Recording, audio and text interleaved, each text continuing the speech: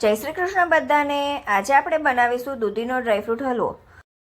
દૂધીનો હલવો બનાવવા માટેની આ રેસીપી પરફેક્ટ માપ સાથે છે, તેમજ હલવો ખૂબ જ ટેસ્ટી બને છે। હલવો બનાવવા માટે મેં અહીંયા 500 ગ્રામ દૂધી લીધી છે।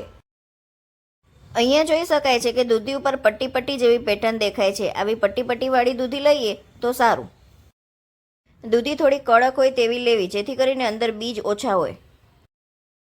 હવે આપણે દૂધીને 2 ભાગમાં કાપી લઈશું અને તેની છાલ ઉતારી લઈશું।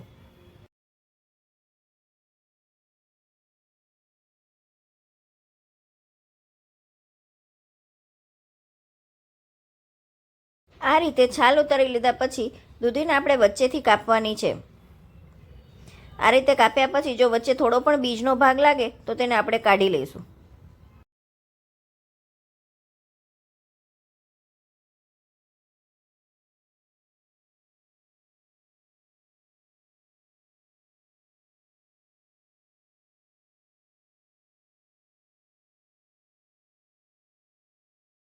હવે આ દૂધીને આપણે ખમણી લેવાની છે, છીણી લેવાની છે, પરંતુ દૂધીનું છીણ એકદમ ઝીણું પણ નહીં અને બહુ મોટું પણ નહીં, એવું મીડિયમ સાઇઝનું કરવાનું છે।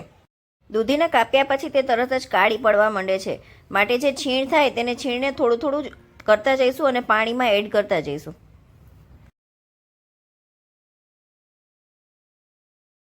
આ રીતે પાણીમાં એડ કરવાથી દૂધીનું છીણ કાળું નહીં પડે।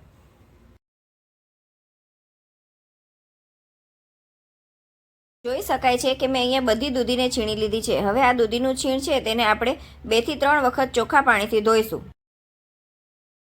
આ રીતે છીણને 2 થી 3 વખત ચોખ્ખા પાણીમાં ધોવાથી જો છીણ થોડું પણ કાળું પડ્યું હશે તો તે કાળો ભાગ પાણીમાં રહી જશે। હવે છીણને નિતારી લેવાનું છે। જોઈ શકાય છે પાણીમાં દૂધીની કાળાશ નીકળી ગઈ છે। અહીંયા મેં એક તપેલીમાં થોડું પાણી ઉકળવા માટે મૂક્યું છે। પાણી ઉકળવા લાગે એટલે એમાં આપણે દૂધીનું છીણ એડ કરી દઈશું। દૂધીનું છીણ એડ કર્યા પછી 2 થી 3 વખત ઉભરો આવે એટલી વખત જ છીણને બાફવાનું છે। જોઈ શકાય છે કે અહીંયા ઉભરો આવવાની શરૂઆત થઈ ગઈ છે।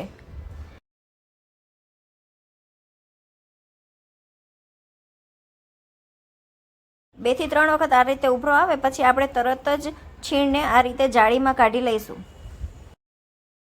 હવે અહીંયા હલવો બનાવવા માટે મેં એક જાડા તળિયાનું લોયું લીધું છે, જેમાં હું 1 ટેબલ સ્પૂન ઘી એડ કરીશ। ઘી ગરમ થાય એટલે આપણે તેમાં દૂધીનું છીણ એડ કરી દેવાનું છે।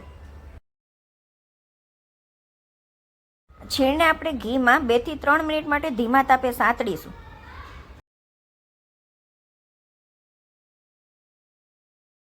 દૂધી સતળાઈ જાય પછી આપણે તેમાં દૂધ એડ કરવાનું છે। 500 ગ્રામ દૂધી લીધી હોય ત્યારે આપણે 500 ml દૂધ એડ કરીશું।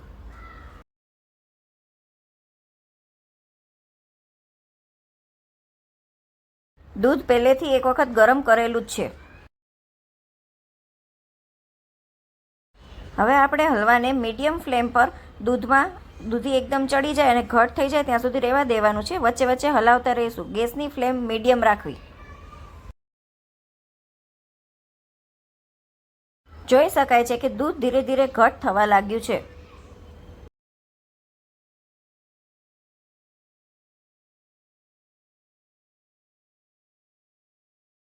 આ રીતે દૂધ એકદમ ઘટ થઈ જાય પછી આપણે તેમાં ખાંડ એડ કરીશું।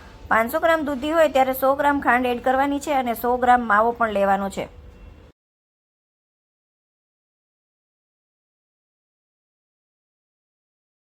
ખાંડ એડ કર્યા પછી સતત હલાવતા રહેવું। શરૂઆતમાં ખાંડનું પાણી થશે, પરંતુ ધીમે ધીમે તે પણ શોષાઈ જશે। આ રીતે જ્યારે ફરી એક વખત ઘટ થવા લાગે એટલે આપણે તેમાં મોળો માવો એડ કરવાનો છે। અહીંયા મેં 100 ગ્રામ મોળા માવાનું છીણ લીધું છે, જે હું એડ કરું છું।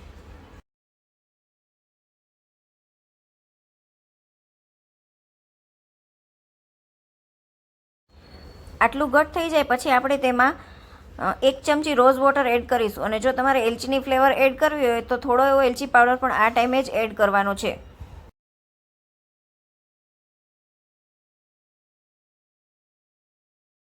બજાર જેવો કલર લાવવા માટે જો ફૂડ કલર એડ કરવો હોય તો પિંચ ગ્રીન કલર આ ટાઈમે જ એડ કરી શકાય,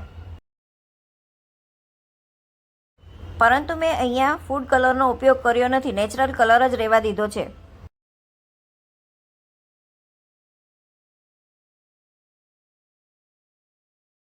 આ રીતે હલવો એકદમ ઘટ થઈ જાય અને લોયું છોડવા લાગે ત્યાં સુધી રહેવા દેવો. સાઈડમાં મેં બીજા એક લોયામાં 1 ટેબલસ્પૂન ઘી લીધું છે, જેમાં હું કાજુ બદામના ટુકડાને રોસ્ટ કરીશ. ડ્રાયફ્રૂટ તમે તમારી ચોઈસ પ્રમાણે યુઝ કરી શકો છો. ડ્રાયફ્રૂટ થોડા ગુલાબી કલરના થાય તેવા શેકવા અને હવે તેને આપણે હલવામાં એડ કરી દઈશું. 2 મિનિટ માટે શેકીશું અને પછી આપણે ગેસની ફ્લેમ બંધ કરી દઈશું. જો હલવાને તમારે બજારમાં મળે તેવા પીસીસ કરવા હોય તો હજી થોડો ઘટ કરવો પડશે. જો તમને આ રેસીપી ગમી હોય તો વિડીયોને લાઇક તેમજ શેર કરજો તેમજ મારી ચેનલને સબસ્ક્રાઈબ કરજો. Thank you.